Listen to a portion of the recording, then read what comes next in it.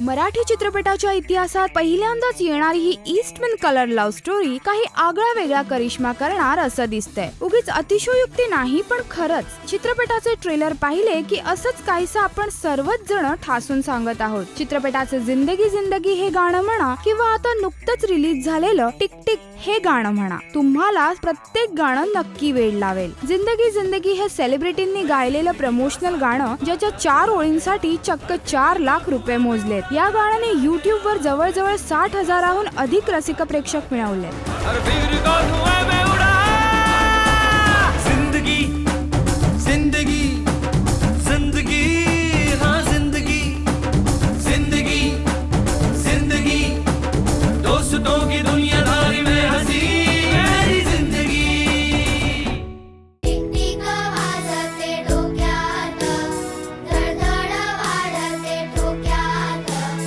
कभी जमी कधी नभी संपते अंतर झोक्यात।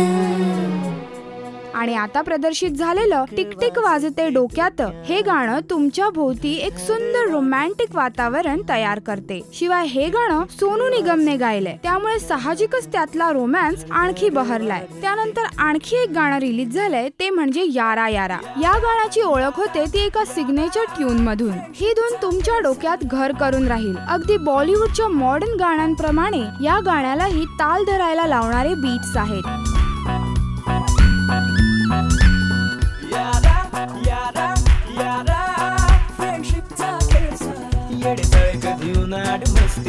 सरी जागरण तरी न सुस्ती यारी ओके मग सरी बरस दिल फुल दिल फ्रेंडशिपच्या बागा। भले से मोठी खिशा से खिडकी तरी कधी कोण लागे न धडकी यार असो छोरा या गोरी लडकी दिलात हक्काची जागा। गाण्याचे गायक आवाजाची एक आधुनिक अदाकारी पेश करतायत आणि या दोन्ही गाण्यात ईस्टमन कलर इफेक्ट खूपच मस्त वाटलाय। गाण्याचं चित्रीकरण खूप छान झालंय, त्यामुळे आता हा चित्रपट पाहण्याची उत्सुकता खूपच जास्त वाढली आहे। या 3 गाण्यांपैकी तुमचं आवडीचं गाणं कोणतं ते आम्हाला नक्की कळवा। राष्ट्रीय मराठी करिता श्वेतांबरा सावंत।